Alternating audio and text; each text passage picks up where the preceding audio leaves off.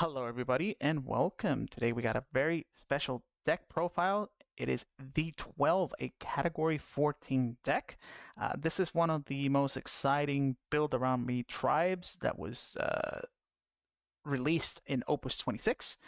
A lot of people have tried to make them work to various levels of success. We have not seen them in any major tournaments, but I think that may be able to change. In this set, if we explore a little bit more, the payoff for these guys is very good. However, the difficulty is, as you can see, they are divided between all 6 main elements. Unlike something like Soiree, which was condensed into 4 elements, which made it a lot easier to build, these are a lot more difficult to build around, especially because our main glue for the deck is Limlane. And she is a wind backup. This is the one that allows us to play any of the 12 with any color.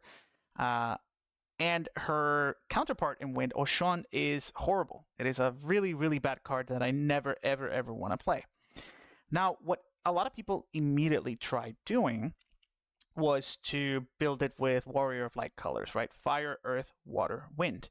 Now, unfortunately, as you can maybe see here, our big payoffs and our best cards are actually in Ice and Lightning. So it was kind of, you kind of want to be running a full set of these.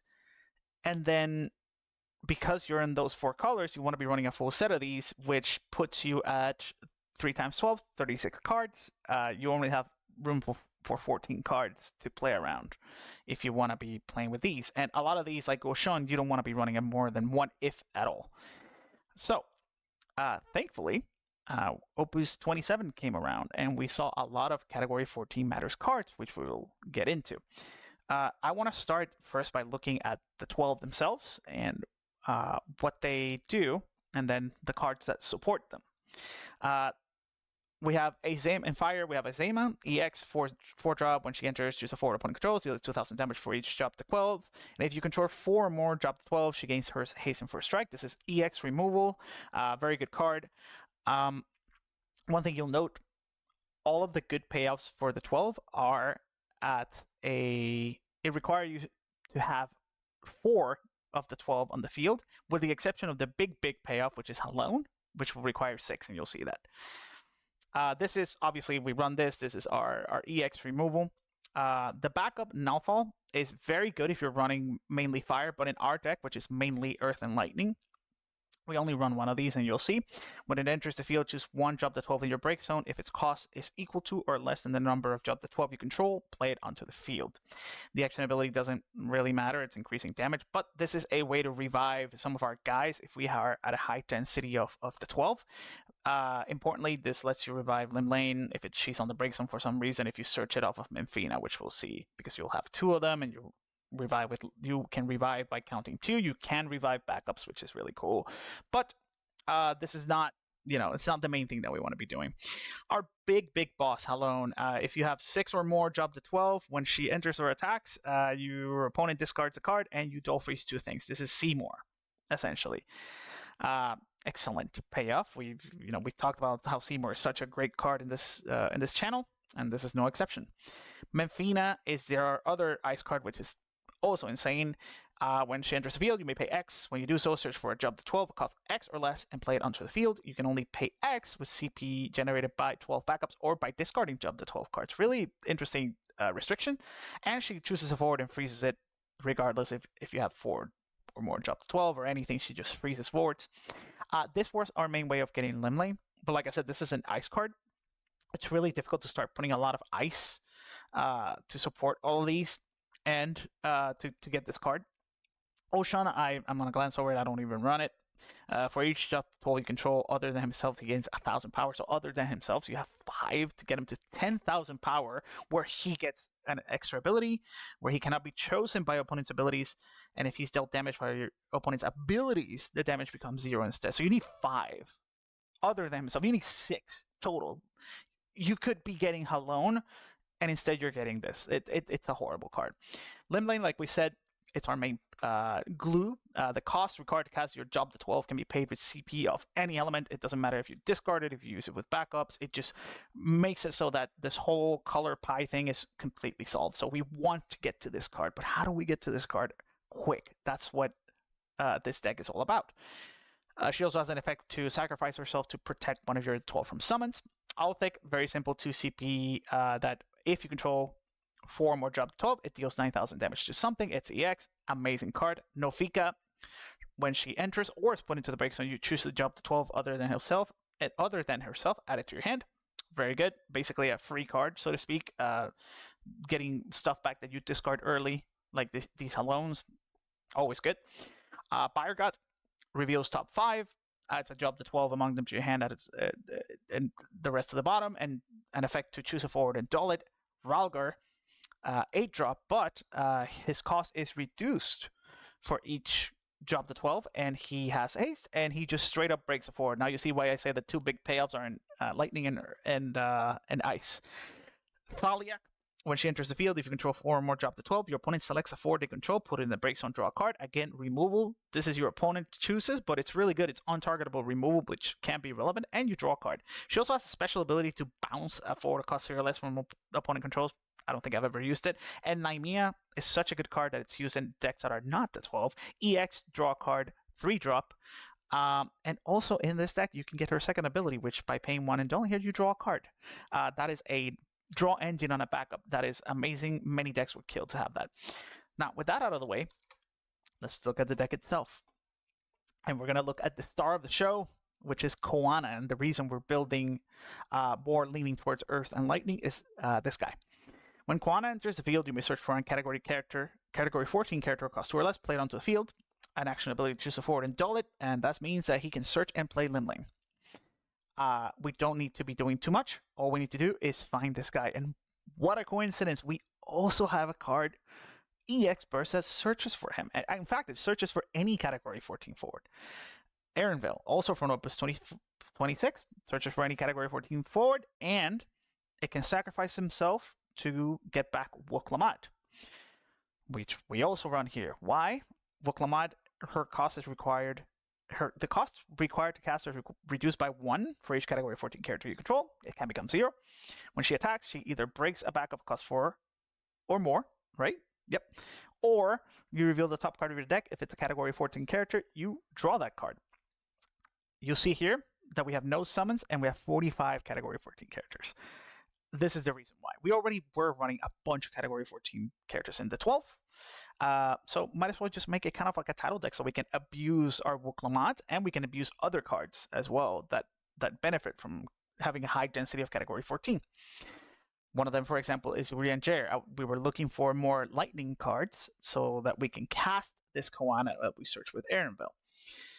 Urianger is one of the ones that I came up with just because he has EX. I really like him.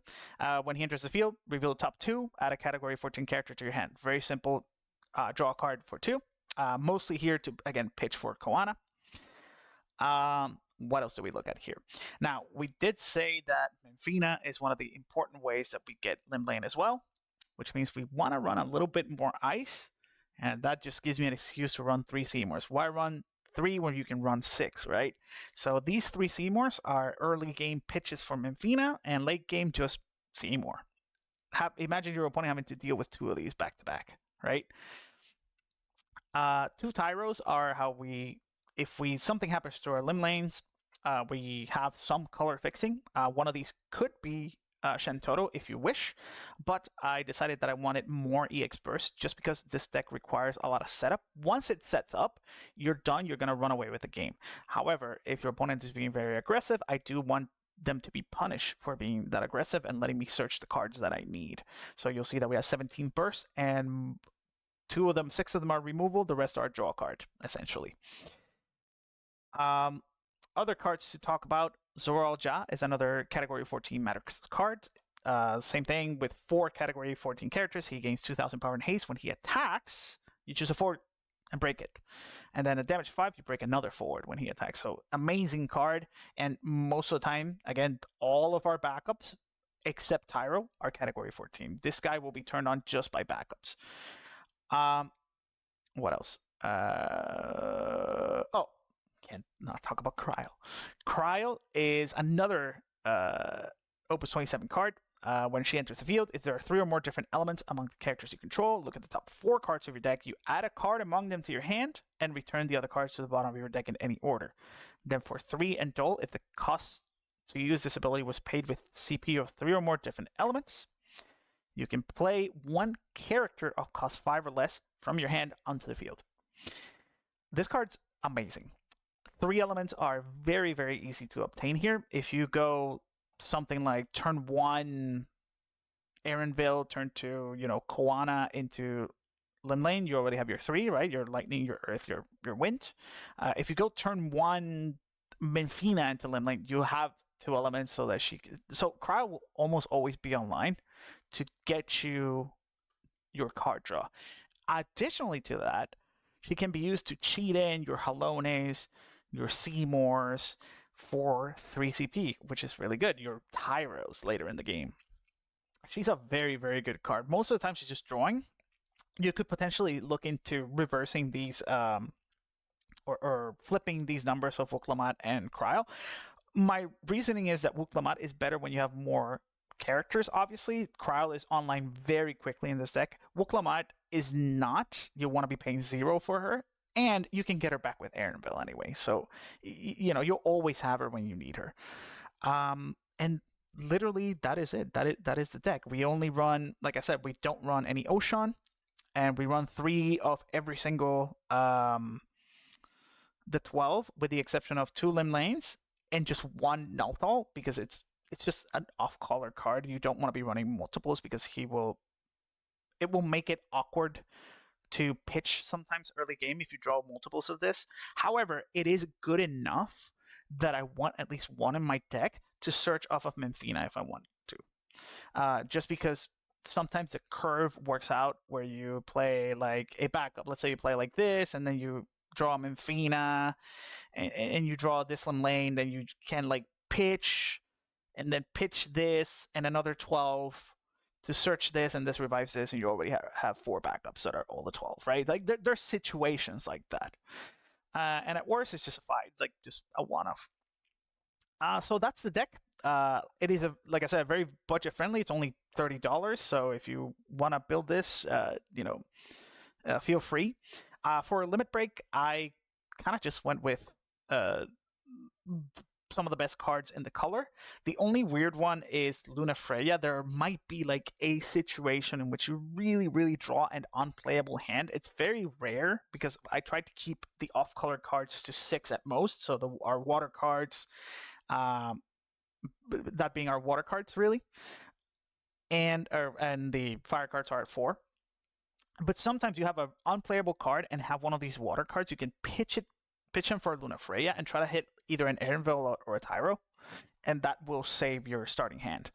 Very, very rare that we get to use this. The rest is, good Earth card, Noctis, Vaj. I don't know how to pronounce this guy. Vajraja Wu is Earth Wind. We most of the time have this, so we have some removal from our LB. Shantoro, obviously we're on Earth. Matt as well. Cloud, very important to get rid of those Mogs. Gilgamesh, just getting rid of Breakzone and Surges. We do have enough ice that this can be relevant in something like stopping a Seymour that's attacking you, freezing it for a turn while you set up, etc. So that's it. I just wanted to show off this really cool deck. It is by no means optimized. I haven't had actually a lot of time to test it, and I wish I could have had some games to show you guys, but unfortunately I have not had the time to play. But I've been cooking this during vacation, and I really wanted to show it off to the world. If you're a newer player, like I said, you don't need to dig too deep into the past of the game to play this. This is the last 2 sets only, and Urianger is like a 50-cent card that you can get from the Legacy packs. So anyway, that's it for today. If you try this deck, or if you have another build of the 12, if you like this category, let me know in the comments. How did you build it? How have you had any success with it? I'm excited to try it out in games in a future video. And that is it. I'll see you all next time.